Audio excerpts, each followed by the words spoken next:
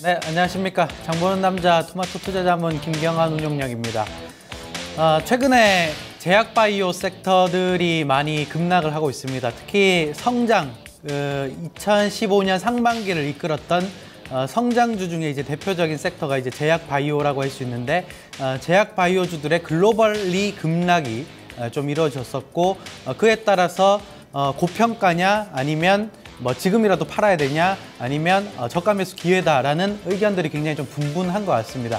근데 저는 이렇게 생각합니다. 이 고평가인 종목이 있고 저평가인 종목이 있고, 앞으로 그러니까 저평가라면 이제 조정 국면에 진입을 한 거고, 오히려 고평가 종목이라면 뭐 지금이라도 팔아야 되는 그런 의견을 좀 볼 수가 있는데, 실질적으로 제약바이오가 급락을 하게 된 원인을 오늘 좀 살펴보고 앞으로의 대응 전략에 대해서 한번 좀 살펴보고 싶습니다. 특히 미국에서 촉발된 약값 전쟁, 약값 어떻게 보면 인하 논쟁이 전반적으로 이루어지면서 이 부분들이 제약바이오 섹터들의 급락을 좀 이끌었었는데, 그 부분들을 한번 오늘 점검을 좀 해드리도록 하겠습니다. 우선은 뉴스를 하나 좀 보시도록 하겠습니다. 미국발 약값 논쟁에 의해서 제약바이오 섹터들이 미국 증시에서도 그렇고 우리나라도 어떻게 보면 미국의 나스닥 생명공학 지수와 약간 연동을 좀 받는 부분들이 있기 때문에 같이 좀 영향을 좀 받는 부분들이 있는데, 그래서 약값 논쟁이 실질적으로 어떤 건지, 그리고 앞으로 어떻게 시장을 좀 대응해야 되는지에 대해서 한번 설명을 좀 드리도록 하겠습니다. 다음 표를 좀 보시면 미국 쪽에 생명공학 지수에 포함되어 있는 파마주들과 어떻게 보면 바이오테크놀로지 주식들의 최근 3개월 동안의 하락률입니다. 어떻게 보면 뭐 화이자도 있고 머크도 있고 엘러간도 있고, 그리고 바이오테크에도 뭐 길리어드나 암젠 이런 이제 바이오테크놀로지 주식들이 있는데, 3개월간 주식 하락폭을 보면 많이 빠진 거는 26%까지 좀 빠졌었고요. 좀 덜 빠진 거는 화이자 같은 경우는 크게 많이 빠지진 않았는데 한 3개월 동안 한 4% 정도 빠졌고, 그래서 전반적으로 뭐 상승하는 종목들이 몇몇 종목 손에 꼽을 만큼 없을 정도로 어떻게 보면 바이오 주식들의 급락이 좀 있었다, 좀 이렇게 보시면 되겠죠. 그러면 다음으로 이제 우리나라 업종들과 같이 한번 연계해서 좀 보도록 하겠습니다. 우리나라 같은 경우도 제약바이오 업종들이 미국발 바이오 버블 논란에서 자유롭지 않았기 때문에 어떻게 보면 코스피 의약품이나 코스닥 제약 섹터 전반적인 조정이 좀 이루어졌다, 좀 이렇게 보셔야 되겠고, 특히나 이제 미국의 바이오주들 급락이 가장 큰 영향을 미쳤다라는 뉴스가 굉장히 좀 많이 나오고 있습니다. 그러면 우리나라 종목들 중에서도 한번 하락률을 한번 좀 살펴보면, 전통적인 뭐 제약주라고 할 수 있는 뭐 한미약품, 유한양행, 녹십자 이런 이제 대형주 섹터들도 통상적으로 한 3개월 동안 20% 정도 평균적으로 좀 빠진 것 같고요. 그리고 바이오시밀러 종목인 뭐 셀트리온이라던가 메디톡스, 바이넥스 이런 섹터들도 전반적으로 15%에서 한 20% 정도 조정을 기본적으로 좀 보였다, 좀 이렇게 보실 수가 있는데, 자 보시면 뭐 제약주들 굉장히 좀 많고요. 그리고 바이오 섹터들도 굉장히 많죠. 근데 제약 바이오 섹터들이 같이 움직이는 것 같지만, 실질적으로 저는 이렇게 판단을 하고 있습니다. 고평가된 종목들은 빠지는 게 당연하고요. 하지만 고평가되었다가 어느 정도 가격 매력이 생기면서 다시 어떻게 보면 조정에 진입한 종목들은 다시 시세를 내면서 종고점을 뚫어낼 수 있는 시세가 충분히 가능하다고 생각을 하고 있기 때문에, 이런 많이 빠진 종목들 위주로도 종목 공략해야 되는 종목들이 있고 공략하지 않아야 되는 종목들이 있다, 좀 이렇게 나뉠 수가 있을 것 같습니다. 실질적으로 왜 이렇게 미국발 약값 논쟁, 특히 제약바이오 섹터들이 왜 갑자기 잘 가던 주가가 그렇게 갑자기 흔들리게 되었냐, 기준을 좀 보면, 우선은 뭐 튜링 제약사라고 제약사가 하나 있습니다. 이 회사가 판매하고 있었던 약품이 다라프림이라고 하는 전염병 치료제가 좀 있었습니다. 이 전염병 치료제는 적응증이 말라리아나 이제 암 등의 이제 어떻게 보면 치료하는 이제 치료제라고 좀 볼 수 있는데, 이게 원래는 기존의 약값이 한 13달러 정도 했었습니다. 13달러 정도 했었는데, 튜링 제약이 그 약품의 판권을 가지고 가면서 약값 판매 가격을 750달러로 올렸습니다.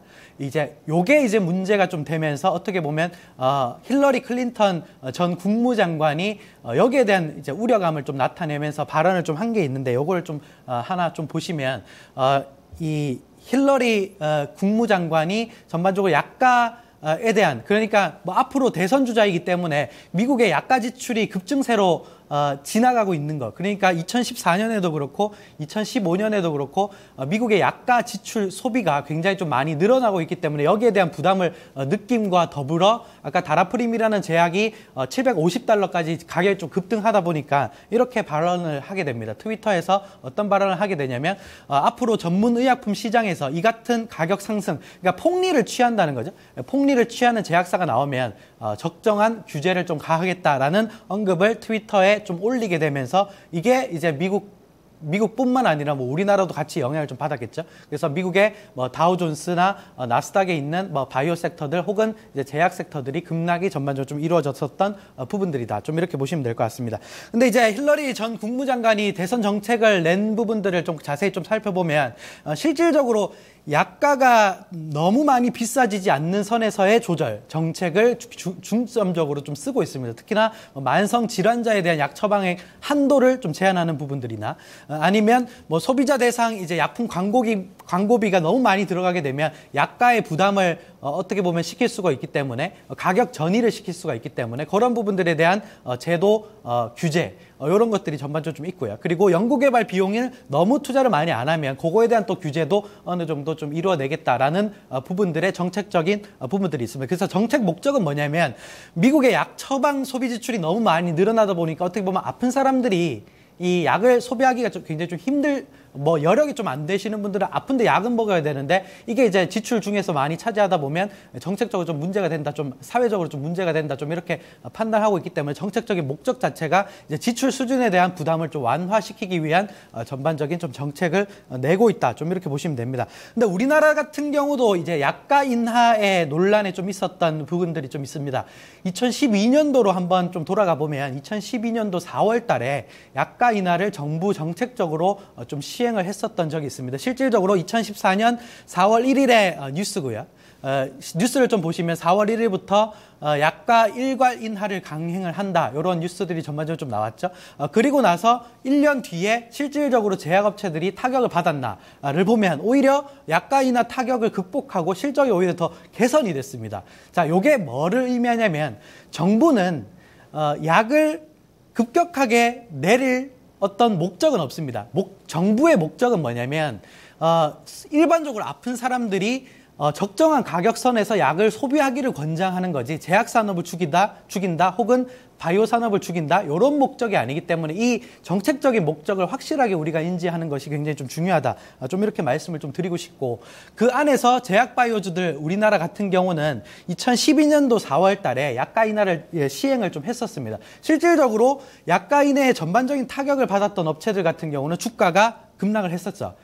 급락을 했었는데 그 시점에서 어떻게 보면 체질 개선을 해서 수출을 확대하고 내수에 정체되어 있는 게 아니라 수출을 확대하고 신약에 대한 개발을 활성화하는 업체들 위주로 다시 그 저점을 찍고 고가를 넘어서는 어떻게 보면 급등이 나왔다는 거죠. 어떻게 보면 이게 굉장히 좀 중요한 의미를 가지는데 실질적으로 약가 인하를 했을 때 미국도 그렇고 우리나라도 그렇고 우리나라도 16년부터 약가 인하를 하게 되는데 약가 인하를 했을 때 거기에서 자유로울 수 있는 업체들 혹은 거기에서 체질 개선이 지금 완전하게 바뀌어졌기 때문에 약가 인하에 큰 타격을 안 받는 업체들 이런 업체들을 우리가 앞으로 좀 보셔야 된다. 좀 이렇게 말씀을 좀 드리고 싶습니다. 그 생존 전략 중에 하나가 뭐 판관비를 절감한다던가 아니면 M&A를 통해서 사업을 다각화한다던가 아니면 수출을 확대한다던가 이러한 이제 전략들이 이전에 2012년도에 저점을 찍고 올라왔을 때 주도적으로 올라왔던 섹터들의 특징이었다.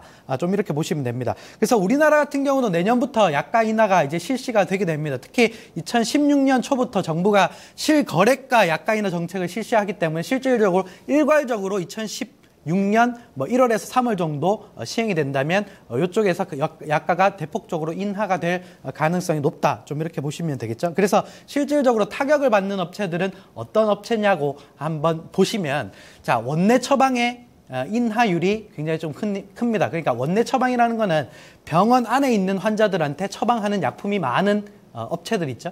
그런 업체들. 그러니까 통상적으로 어떻게 보면 전통적인 제약사들이 약가 인하에 약간 좀 타격을 좀 받는다. 좀 이렇게 보시면 되고, 오히려 신약 개발이나 약간 M&A를 통해서 사업이 다각화되어 있는 업체들은 여기서 굉장히 좀 자유로울 수 있다. 좀 이렇게 말씀을 좀 드리고 싶습니다. 그래서 관련주를 그룹핑을 좀 해왔습니다. 세 종목을 좀 가지고 왔는데, 가장 중요한 건 이제 제약사 사업의 구조를 명확하게 좀 파악해야 된다.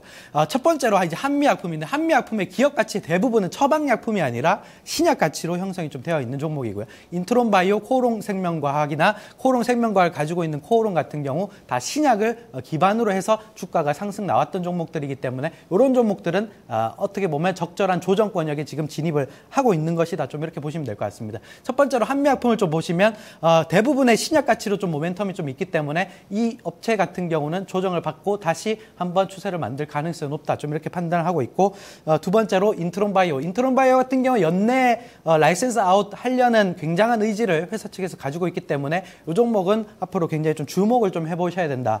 좀 이렇게 말씀을 좀 드리고 싶고요.